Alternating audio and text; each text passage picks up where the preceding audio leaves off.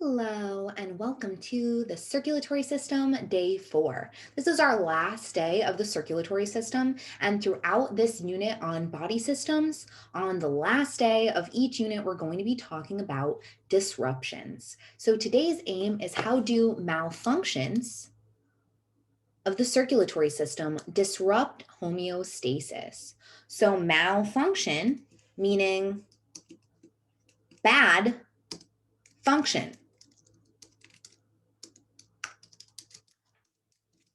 or an inability to perform as typically expected, right? So if there is an injury to the circulatory system, if there is long-term disease, which most disease in the circulatory system is caused by long-term factors like diet and exercise, or if there is a genetic condition that impacts the circulatory system, how would this malfunction of the circulatory system impact the rest of our body?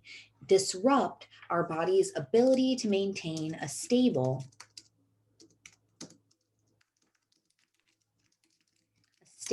internal environment.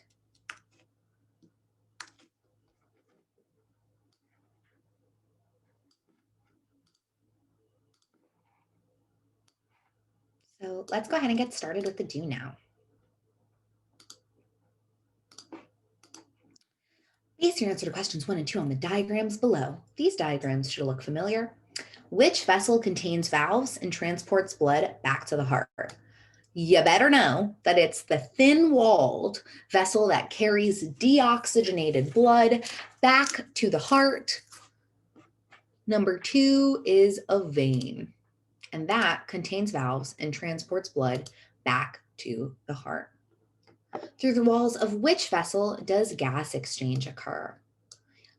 That's number 3. Those are the capillaries, and you can recognize those capillaries because they have the little holes in the side, and they are also the smallest vessel. When we see the cross section of the vessels, remember the artery is going to be the thick-walled muscular vessel because it needs to be able to pump the blood. The veins carry blood and have valves to prevent backflow, so they are thin-walled and flatter. And the capillaries are very small because they need to communicate with all of the cells in our bodies. And in order to facilitate or help the process of diffusion, they have little teeny tiny holes because their main function is gas exchange and diffusion or transport of materials.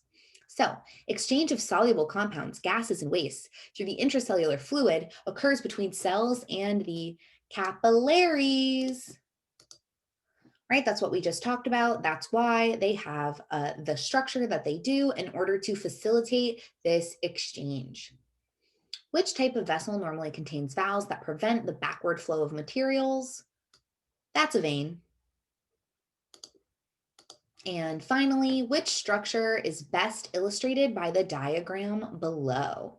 So you can see there that big donut is filled with smooth muscle, which means that muscle is not muscle we consciously control. It instead acts on its own accord to pump our blood. And it's a good thing it acts of its own accord. Could you imagine if you had to think every time your heart beat? And that is an artery. All right. So now let's go ahead and move on to malfunctions of the circulatory system. For this part of your handout, there is nothing you need to write on the handout. However, if you have an ability to annotate this handout, feel free, you absolutely can. So that's what I'm going to do. All right, so problems with the cardiovascular system are common. More than 64 million Americans have some type of cardiac problem. And again, cardiac Cardiovascular, these are words that mean the circulatory system in the same way. Circulatory refers to the actual function of the system transporting the materials around our bodies, and the cardiovascular system refers to its makeup, right? The cardio part is the cardiac, your heart, and the vascular being the blood vessels that make up the network that allows materials to be transported throughout the body. But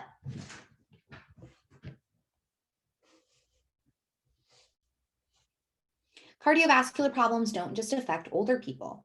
Many heart and circulatory system problems affect children and teens too. Heart and circulatory problems,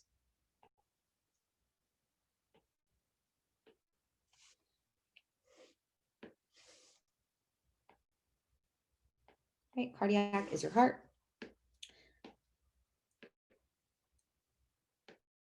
Heart and circulatory system problems fall in two categories. Congenital, meaning problems present at birth. Okay, so it happened immediately with birth, or acquired, which are problems developed sometime after birth. So it could be when you're much older, or it could be a childhood disorder. Anything that is not present when you're born is acquired. Illnesses that are present when you're born are congenital. We talk about this in connection with the circulatory system because congenital heart defects are quite common, one of the more common congenital or at birth disorders present. So congenital heart defects are abnormalities with the heart or blood vessels that are present at birth. 8 out of every 1,000 newborns has mild to severe congenital heart defects. These occur in vivo, meaning inside of the mother, right? So they're present in the newborn. They happen as the fetus is developing. And they could be genetic or environmental, meaning they could arise from something in the genes of the mother, or they could arise from environmental conditions that were present either at some point during the lifetime of the mother or during the pregnancy. Abnormalities or incompletion of heart development is usually what congenital heart defects consist of.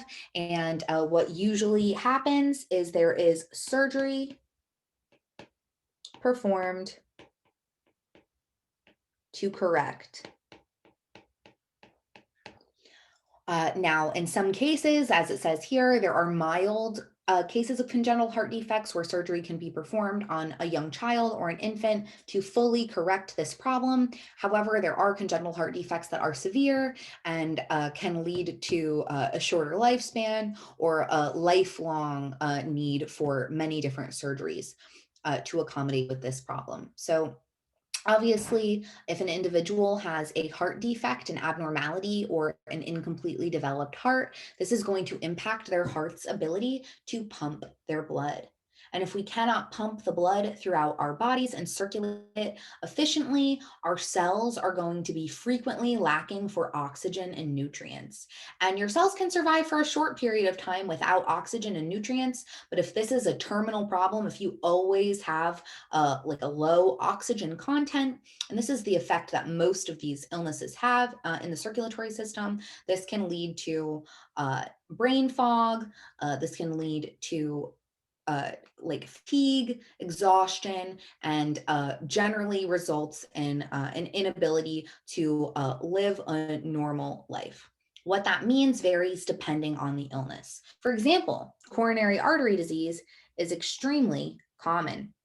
This can be caused by atherosclerosis, which is a hardening of the arteries caused by deposits of fat, calcium, and dead cells that form plaque and build up in the walls of the arteries. This is a problem because our arteries need these thick, strong walls so they can pump blood. If this muscle that is supposed to be pumping our blood all the time begins to harden, it will not be as effective as its job, right? It loses elasticity.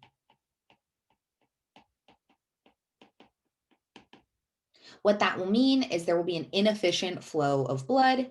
And again, most of these conditions, because we're talking about circulatory system dysfunction, are going to result in the same end symptom, an inability of your circulatory system to perform its task effectively, an inability of your circulatory system to maintain homeostasis.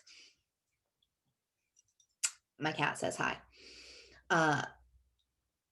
Individuals that have atherosclerosis may be susceptible to blood clots, and this can lead to a heart attack. So if your arteries are hard and they're not pumping blood efficiently, and they have dead cells forming plaque and buildup in the walls of the arteries, if enough plaque builds up, it can either get itself loose from the wall of the artery and travel and get stuck in a smaller part of the artery, or the plaque can build a wall across the artery and stop blood flow. When that happens, especially in the coronary arteries, meaning the closest arteries to your heart, because you can have blood clots anywhere, but we're talking about the coronary arteries, meaning the arteries closest to your heart, your aorta, in particular, if you have blockages in those arteries, that is what will lead to a myocardial infarction or cardiac arrest, otherwise known as heart attack. This is extremely uncommon in teens and children. Coronary artery disease is something that happens to adults. What is a risk factor for the development of coronary artery disease? Poor diet and a lack of exercise. So the best way to prevent future blood clots for you is to eat all your fruits and vegetables, plenty of fiber, and make sure you get at least 30 minutes of exercise every single day. Now, speaking of something else that can be prevented by diet and exercise, hypercholesteremia or high cholesterol, right? So that just means high cholesterol, and then like disorder. Cholesterol is a waxy substance. You may remember there is cholesterol in our cell membranes. It is a waxy substance that's found in the body cells and in the blood. Cholesterol is not a bad thing on its own. However, too much cholesterol means an increased risk of heart attack, because just like in the coronary arteries, where we can have blockages formed by this plaque that hardens their walls, if we have an excess amount of cholesterol in the blood, it can build up, and that waxy substance can form a blockage that can lead to a heart attack. In the same way as atherosclerosis can lead to a heart attack, and frequently these two conditions co-occur, meaning a person that has coronary artery disease is more likely to suffer from high cholesterol and vice versa. And both of these conditions are caused typically by diet and exercise, a lack of appropriate diet, meaning consumption of food with too much high fat, too much high sugar over a long period of time, or lack of exercise. However, to note, some people have genetic predisposition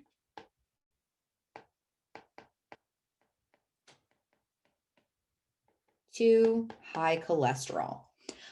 So meaning you may know someone in your own personal life that eats appropriately and does the correct amount of exercise, but they still suffer from high cholesterol. That's because high cholesterol can be caused by genetic mutation. No, that's not the right word. An inheritance of an allele that prevents the body's ability to break down cholesterol the way it should. This is more uncommon. Typically, people that have high cholesterol do suffer from high cholesterol due to like lifestyle issues. However, not everyone that has high cholesterol has it because of, you know, their own choices or things that have happened to them in their life. Other risk factors that can impact your cholesterol are things like depression and high stress. Depression and high stress can lead to your body attempting to consistently conserve fat stores, meaning as you're eating your food, your body thinks you're in a panic state, thinks it's an emergency, and says, I can't let any of this energy go. I have to store it and keep it all as fat. And the more fat that your body is trying to store, the greater likelihood that an excess of that fat is going to go free and find its way into the bloodstream. And that is what can happen with cholesterol. All right, I think that's all we have to say about that. Now, Two other circulatory system malfunctions that you've most likely heard of are hypertension or high blood pressure and stroke. Just like coronary artery disease and high cholesterol, high blood pressure and stroke often co-occur. And the greatest risk factor for a stroke is high blood pressure. Usually wouldn't go in the opposite direction because that's not like how it works. A stroke is a long time, or excuse me, high blood pressure is a long-term condition. In order to be classified as having hypertension, you need to suffer from elevated blood pressure for an extended period of time. Because our blood pressure typically fluctuates, this is a normal thing. Our body's attempt to maintain homeostasis isn't always perfect. If you get high stress, if you're going running, if you didn't ate too much salt that day, your blood pressure can go high. And if you've ever like tried to stand up and seen stars, that can be caused by low blood pressure. If that happens to you a lot, that could mean that you have low blood pressure, but that's something that happens normally if you like haven't eaten enough or haven't had enough water. This can affect your body's blood pressure. Why is that? It's because your blood is made of mostly water. So if you're dehydrated or if you haven't eaten enough food, that can affect your blood volume, meaning the like literal amount of blood in your body. And that can result in some of the water that's in your blood leaving the bloodstream. And lower blood volume means that the sort of system of like pipes that is our blood vessels has less liquid flowing through it, and that decreases the pressure. Like if you turn on the sink, just a little drip, it comes out like nice and soft. You could put your face right under it, wouldn't hurt. Imagine like a power washer. If you've ever turned on a power washer that has like a little tiny spigot, and what that would do to your face, not good. And that is how blood pressure works. The best analogy is always plumbing, because our circulatory system is basically our body's plumbing. So high blood pressure. Over time, high blood pressure can damage the heart, arteries, and other body organs, because what that means is every single vessel in your body is operating at stress levels. It's operating with a high pressure of liquid. The symptoms can include headache, nosebleeds, dizziness, and lightheadedness. Infants, kids, and teens can have high blood pressure, which may be caused by genetic factors, excess body weight, diet, lack of exercise, and diseases such as heart disease or kidney disease, meaning that high cholesterol and coronary artery disease can make it more likely that you develop high blood pressure. And high blood pressure is the primary risk factor for a stroke. What can happen with high blood pressure is that the pressure in your vessels can be so high that it can cause them to burst. That is the ultimate bad thing that can happen. And if that occurs in the brain, that is a stroke. So strokes occur when the blood supply to the brain is cut off by a clot in one of the blood vessels in the vein, or when a blood vessel in the brain bursts and splits and spills blood into an area of the brain, causing damage to brain cells. This is more serious. There are levels of a stroke, depending upon the level of severity. And usually the way that you can tell if someone has suffered a mild stroke, and what doctors will do is they will observe facial symmetry, because what happens is when the blood flow is so severely disrupted in the brain, in the case of a stroke, it will prevent, for example, you from smiling symmetrically or moving your eyes symmetrically, because there has been a dysfunction in the nerves in your nervous system that innervate the face. That is the most common way that a mild stroke can be tested for. Unfortunately, a major stroke or a severe stroke can be fatal. Children or infants who have experienced stroke may be suddenly numb or weak, especially on one side of the body. And that is typically how a stroke would present. It would be lateralized, either on the left or right side. They may experience a sudden severe headache from, the vessel bursting or the blockage in the brain, nausea or vomiting, difficulty seeing, speaking, walking, or moving. During childhood, strokes are rare, much more common in adults, especially adults that have high blood pressure or high cholesterol, and especially both. All right. So We're about to take a look at the respiratory system.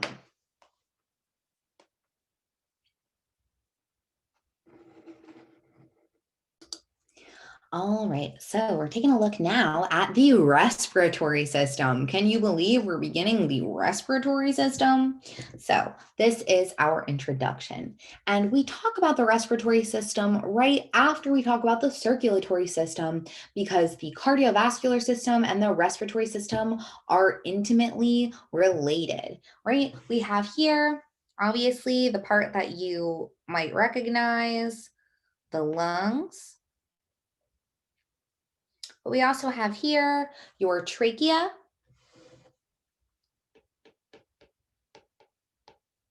or windpipe. This is where you inhale. You may think that it's like your esophagus, right? But really in your throat, there are two tubes. One is your esophagus, where you swallow food, and the other is your trachea, where you breathe. If ever you have like been drinking or eating something, and you're like, it went down the wrong pipe, that's what that means. And that can happen if your epiglottis, which is a sort of like little cap preventing things from entering the trachea that are not supposed to go in there, malfunctions. That can happen if you're like talking while you are eating, because obviously when you're talking, you're sending air out through your trachea, and the body can, occasionally get mixed up, and that can happen. Next, after the trachea, as we're sort of following this path to get to the lungs, we go down the trachea and branches off into two large branches called the bronchus. Beyond the bronchus, actually in the lungs themselves, there are bronchioles, which are little branches. And that's exactly what bronchus means. It is the two branches that leave the trachea, that leave the windpipe, and branch off into the lungs, which brings us to, of course, the lungs. Letter C. And this is where the magic happens. The tissue within our lungs is where gas exchange occurs. And then right below down here, this is a muscle that helps us actually inhale and exhale. It's our diaphragm.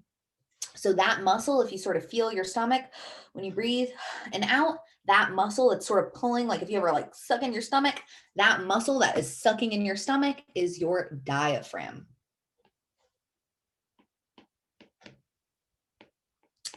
And the diaphragm expands and contracts to allow breathing to happen. And we're going to talk more about the anatomy of the respiratory system. This is just our introduction. So let's go ahead and read now about the response of the respiratory system to exercise. And forgive me because this is quite long, but I'm going to allow you to read this, and then we're going to go ahead and answer the questions at the bottom. I realize on your paper you have a question asking, what is respiration? And you can't see this on here, but what is respiration? So respiration is the act of breathing, of course. We also talked about respiration as the release of energy in our cells, right? Cellular respiration. The definition of respiration that encompasses both is respiration is the movement of oxygen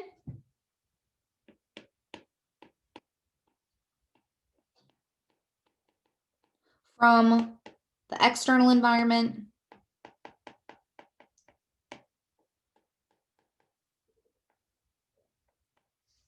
and the movement of oxygen from the external environment to the cells within the tissues, and then the transport of carbon dioxide in the opposite direction. So the short way to say that is gas exchange. And gas exchange is necessary because of the use of oxygen to produce ATP and the resulting, forgive my words, the resulting waste that is produced, carbon dioxide. So that is a short definition of respiration. Respiration happens so that oxygen can be utilized by our cells and exchanged with the carbon dioxide waste that we need to exhale. So what is the role of the respiratory system and how does it work with the circulatory system? The respiratory system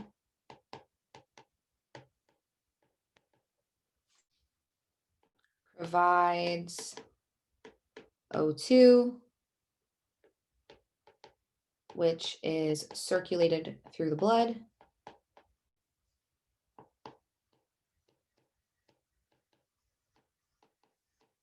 And facilitates gas exchange. And this makes sense, right? Because looking at this diagram of the respiratory system, right in between your lungs is your heart. So your heart and lungs are touching for a reason. If you've ever done a dissection, you might remember that our heart and lungs are attached to one another, just like inside of a frog. And this is because their functions are intimately related. So just like we talked about gas exchange in the capillary beds, we're talking about gas exchange in the respiratory system. And this is a critical function that is accomplished by the cooperation between all of our body systems, but primarily the respiratory and circulatory systems working together. So why would an increase in CO2 in the blood stimulate your breathing to become heavier?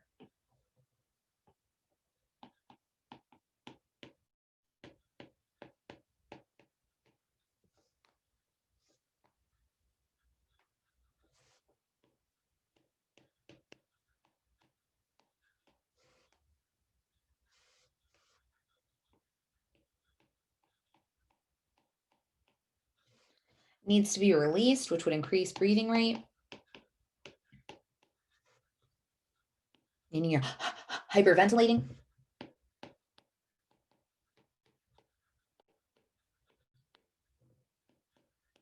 Hyper, meaning fast.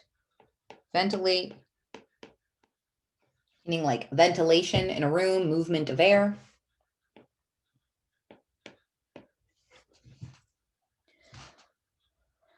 So you would hyperventilate in order to release that CO2 in order to exhale it out.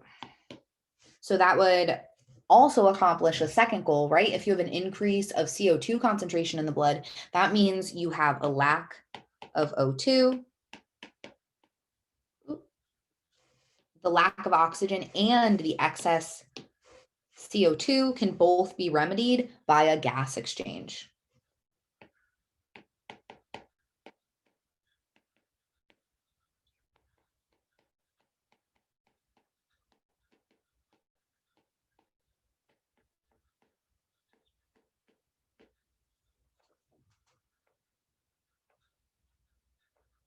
All right.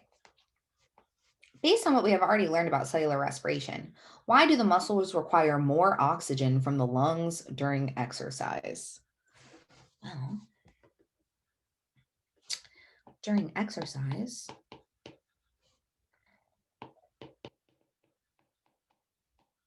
and this could include also, for example, brain exercise, right? If you've ever like sat in school all day long, I know it's been a while, and started to feel much hungrier than you might if you were sitting at home playing video games. Well, that's because your brain also uses glucose and oxygen to perform cellular respiration, which requires oxygen.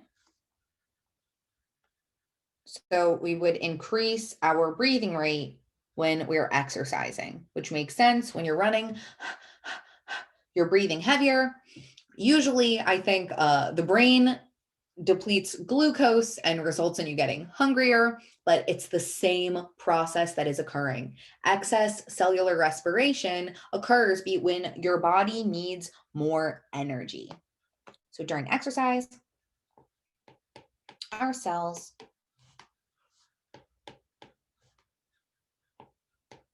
more energy, which means they must produce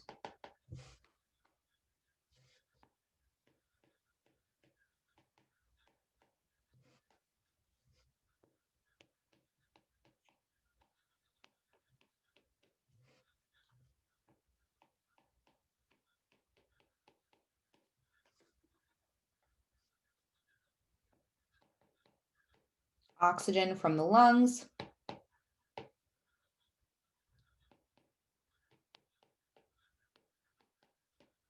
is a reactant in cell respiration.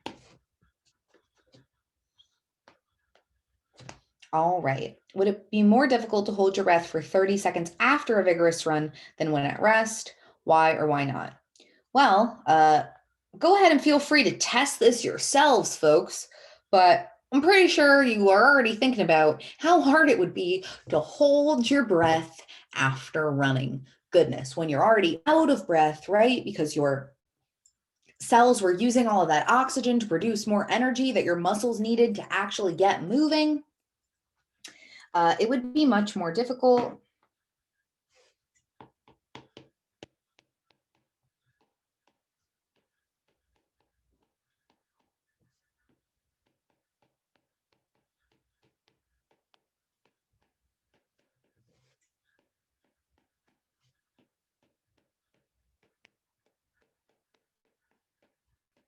For two reasons. Because cells produced more CO2 while you were running, right? So they made more CO2 because they were creating ATP more quickly. So they were releasing more CO2, the byproduct of cellular respiration that needs to be exhaled.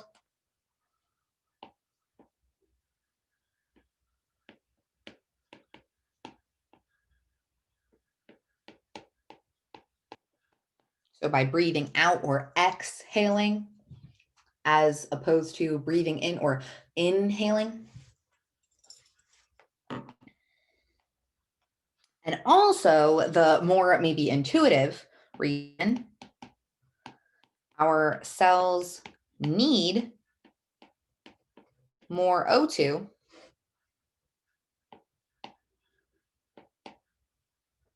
to replenish stores depleted by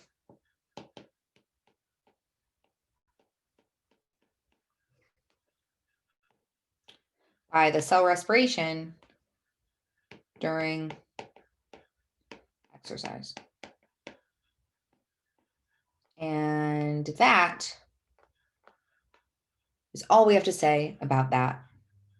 So today's aim was how do malfunctions of the circulatory system disrupt homeostasis?